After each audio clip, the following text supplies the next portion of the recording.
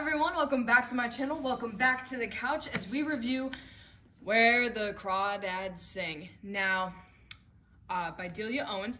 I wasn't going to read this book. I had no desire to read the book. Truthfully, I had no desire to see the movie. I was just like, I'm good. I'm glad people like it, whatever. But I was at Hooked on Books for like the third time on my trip, and I was getting Frankenstein, which I will be reviewing a little bit later, and another book that I didn't get a chance to read. And as I'm going up to the counter behind the man, and there's books like on every surface of the store, and behind the guy cashing me out was this back. And I said, oh wait, can I get Where the Crawdads Sing as well? And he goes, yes, of course, here you go. And it was a brand new book when I purchased it, so it was 20% off, which was great. So I got it a little bit under retail price, which I was kind of happy about. And yeah, I was like, okay, let's read it. I had a couple friends tell me it was good. I mean, it's a New York Times bestseller. It's in Reese's book club.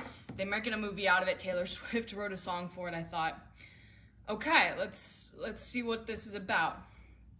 I was a little bit hesitant to read it, I think, because I understood that it was about a young girl like being abandoned by her family and having to live alone, and that just made me really sad. And I thought, I don't really want to cry, I don't want to feel all of the feelings, but it actually worked. I mean, I wasn't as heartbroken as I expected to be, because I think what Owens does really well is focus on Kaya and her strength. So the book is broken up into two parts. Part one is the marsh and part two is the swamp. Though through both of them, we again, I guess it seems to be like a motif with books that I like, is we're playing with time, the idea of time, and we're flashing back, I should say. We're not really playing with time, but we're flashing back from present day, or what is, well, it's 1969, but that is kind of the present of the book, to back in time and learning about Kaya. The first part is all about Kaya, basically ages like 5 through 14, 15, which I thought was really well done. I loved her. I loved the descriptions of the marsh and the plant life. When I found out Delia Owens she holds a BS in zoology from the University of Georgia and a PhD in animal behavior from the University of California at Davis. And she's won several awards for natural writing. It's all in the back of the book that I'm reading from. But she writes about nature, and she writes about animals and about plant life. And I think that was a really great element to the book and what brings the marsh as a character. I think a lot of people have described the marsh in the book, in the film, and I think anyone in life, like it's alive, it's a person, it's a being, it's a character. I liked that a lot. The flash, like the back and forth was really interesting as well, because it wasn't always, we're gonna go back and look at what happened in direct correlation of something that they brought up in the police procedure. So I thought that was really good. I thought it showed a lot of, this is Owen's first fictional novel. She's written before, but to have trust of the reader, to not have to be like, here's a thing that we're talking about in the case, and here's how it relates. It just was very natural. I loved Kaya Clark so much. I felt for her a lot in the first half of the book, of growing up and realizing all of these things about being a girl and being a woman, as well as living with, everyone left her. Her mom is first, and it takes a lot on her. And I think that I think I understood why, especially towards the later half of the book, when Kaya goes on trial. I guess I should this is a really bad review as usual. The plot of the book is the handsome town quarterback, former quarterback Chase Andrews, is murdered, and the number one suspect is Kaya Clark.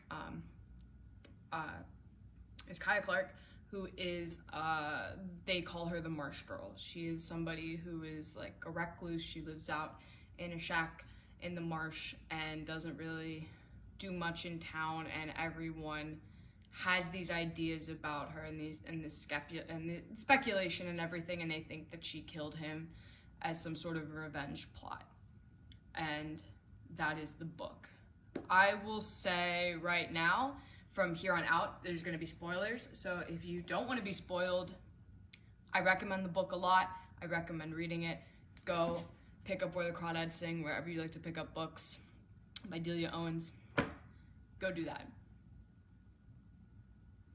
Okay, now that it's all of us here who have either read it or don't care about spoilers, let's get into it. So Kaya Clark, Catherine Danielle Clark, Brit. She is 5 years old when her mom leaves the house. Her brothers and sisters follow, and she's left with an abusive alcoholic father who eventually leaves her as well around the age of 10. And the thing is, at age 14, an old friend, Tate, comes by, and they start having this relationship of, it's teacher and student. He's teaching her how to read. He's teaching her how to write and all of these things. They have a shared love of the marsh. Tate is several years older than Kaya. I think she's like 14 and he's 17, going maybe 18. And the relationship turns romantic, and it's really, I love it. I really loved it. It felt it didn't feel ew in the book, with her being much younger, and Tate is really respectful of that. Tate is also playing the role of the protector a lot because of his love of her and the loss of his little sister and his mom. I think he has all this protectiveness that he projects on Kaya, and I like that. And I love the shared love of the marsh and the love and the connection with nature. I have a friend, we both love the ocean and love water, and that's, I think she picked a place for us to eat one time because it was seafood and it was right on the ocean front, and I was like, that is fantastic. Like, you get it, you know it. And they just have this love and respect for each other and for the marsh, and it's so beautiful, and it's so beautiful to see Kaya trust again. You have this, she really only trusts Jumpin' and Mabel, who are the black couple that runs the little store where she goes and gets gas and gets a lot of her groceries because she doesn't want to go into town. I love that maternalness. The book gets to take the time to show Kaya warm up to them as well and to become okay. She's, alone most of the time. So sometimes when she interacts, and she's so smart, and that shows through when Tate teaches her all of these things. She's always been fascinated with like shells and everything in the marsh and feathers and birds. So she starts to be able to put words and phrases and everything and learn about it. And I love that. I love the, even in like the late 50s, early 60s, the love of science and the love of these things that are still, I think people don't want to believe science. I feel like people, especially like environmental science, is such a big, I have several friends in it, but I think a lot of people don't take it seriously enough. And that's, I think what's really heartbreaking is Tate goes off to go to college to become like a scientist and to help preserve and to study this marsh that he and Kaya love so much. And he, like a lot of, I think, young men and a lot of people in general, is just dumb and abandons Kaya. And that's where we leave off the first part. And the second part I really like because we flash forward to her being 19, 20 years old. She is older now. We don't get to know what happened between like 14 and 19, but we can safely assume it was the same bullshit, different day. She's getting muscles for jumping. She's going out on the marsh. She's surviving, and she meets Chase Andrews, who a million Chase Andrews. He's the guy who was like the star quarterback. Parents own the shop, like the biggest shop in town, and he's just working for them, and he didn't really do much with his life, but he's still the town's big shot. And which is what Tate was trying to protect Kaya against, was like the boys who just want to see if the marsh girl has eyes that glow and like want to be the first to like get her cherry, I think is how they describe it in the book. Is Chase Andrews just wants to have a fling with her, and have a fling, I think, with someone who he sees as a wild animal as opposed to a person, because he is used to girls who wear like, you know, pleated poodle skirts and pearls and all of that. And he is basically Tate's foil. They are both, I liked them both in the book. They are very characters.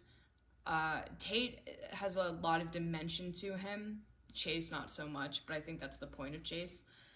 Tate's got some three dimensions to him, and you get to see some things from his perspective, which I thought was interesting. We switched to kind of like, it's third person, but we switched to focusing on him for a little bit, which I thought was very interesting, and I think broke it up a little bit for us to see another character. But the focus of the story is on Kaya and the marsh, and it's really about Kaya and her story for survival. Long story short, Chase Andrews gets murdered, and Kaya's put on the stand. She's like the person that they are like, she did it, and there's a lot of damning evidence. There's several instances of attempted assault on Kaya. I'll just leave it at that, in case anyone is triggered by stuff like that. But there's an assault, and I can see why Taylor Swift really likes this book and wanted to do a song for the movie, is because at the end, Kaya, they talk about how Kaya has been written off by the town, and everyone has these preconceived notions about the marsh girl. They just know her as the marsh girl, and she's got glowing eyes, and she can, you know, levitate, she can disappear, she can reappear, she'll take your soul, she'll do all of these things. And in reality, Kaya was just a little girl who was abandoned, who learned how to survive, and the town, instead of taking her in, abandoned her. It was just another person. There's this great theme of like abandonment. The town and its people were just another part that abandoned her. And I can see why Taylor really liked that, as someone who has a whole album called Reputation, which is, everyone always thinks that Reputation's like, you know, about kind of saying like fuck you to everybody. Reputation's an album, if you really listen to it, about falling in love despite having a bad reputation. And reputations are not something that we get to pick for ourselves. Reputations are something that are given to us by people who may or may not know us. So I like that, and I can see why Taylor really liked it and really felt a connection to this story and wanted to write a song for the movie, which I'll be reviewing next week. So yeah, the trial happens, and it had me on the edge of my seat. Again, this is the spoiler review, so if you don't want to be spoiled, please leave now. I'll give you like 5 seconds.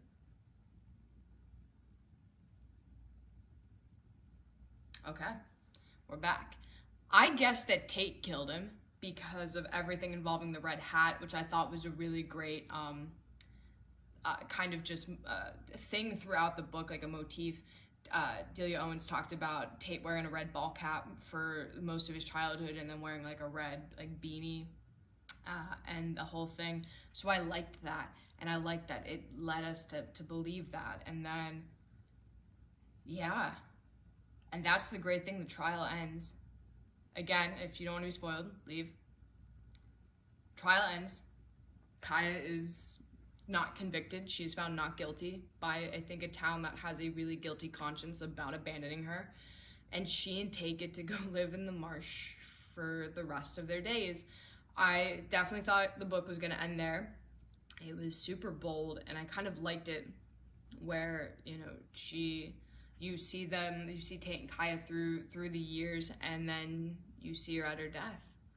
And I thought about what a beautiful thing that is, actually, to see a character basically almost from birth to death in a single book that's not super thick. The book isn't really big. It's less than 400 pages, I want to say. So the fact that we basically get to see Kaya start to end is beautiful. And the ending is what really got me, because she's found not guilty and the trial never gets brought up again. Kaya is very successful at the time of the trial, is a very successful I don't even know what to call it, like an author. She has all of these books about birds of the marsh, plant life, shells of like the Carolina coasts and all that. So that's what she's been doing with her life, which has been really great. When she passes, there's all these mourners, of course, for her, which is hysterical. No one ever wants to see you when you're alive, but everyone will come see you when you're dead. And I think it says a lot about people who write somebody off and in the end know that they're wrong, and to come back and kind of eat a little bit of crow for that. And then having Chase, so all this time that Kaya is getting money from these books, she's renovating her shack. She keeps it like a shack, but it gets electricity and running water and all these things, but she keeps the kitchen the same. That was her mother's kitchen. And Chase, I think what he does is he like lifts a floorboard up and he finds all these poems. There's a poet, a local poet, that they mention, that Kaya mentioned several times in the story. Anyway, she'll quote her poems. That Tate's like, I never really liked her, but Kaya like really loved her. And we find out that poet was Kaya. She was this poet. Put the name down here, please. But she was very well respected of the town. No one knew her, knew this poet. They just knew her work in the paper, and they all really liked her work. And I think that that's a really sort of ironic way to have, like a nice little ironic twist is Kaya was shunned, but her words were loved by everybody, about the thing that made Kaya different. Kaya lived in the marsh, Kaya understood the marsh, and these poems about the marsh that everyone really loved and thought were brilliant, and enjoyed the irony in that is beautiful. The poetic justice, I think, in a lot of ways is Kaya could never make the people of Barkley Cove love her, but in the end, they always loved her and always had her respect, just under a different name. And it's in this box of poems that there's this beautiful poem about fireflies, which had kept getting brought up throughout the book. Kaya notices fireflies and notices mating habits and the idea of females eating the males, like with praying mantises and several other insects as well. But the fireflies continually got brought up, and then here's this poem about fireflies, and the reader realizes right before the poem starts, holy shit, Kaya killed him. Kaya set a trap like a firefly and lured him to the end. And in the bottom of the box is the little shell around the raw hide that Kaya gave to Chase ever so long ago and took it back the day he died. Like the biggest piece of damning evidence against her that no one could find, so no one could really prove that she did it, and she took the necklace. And here it is, like 40 years later. And meanwhile, Chase Andrews had kind of become a legend in himself, the way that Kaya had and the Marsh Girl had. And Tate makes the very wise move to burn everything. And I thought, what a way to end a book. We know what happened. We know why it happened. And we know that she got away with it. And we know that in the end, despite Barkley Cove shunning the Marsh Girl, Kaya did find love and acceptance in a different way by being a poet. So, can't recommend it enough. Delia Owens, I applaud you. It's your first book. I'm excited to see what you come up with next. And next week, I will be reviewing the movie Where the Crawdads Sing. So I look forward to seeing you all next Wednesday. Yeah, have a good one.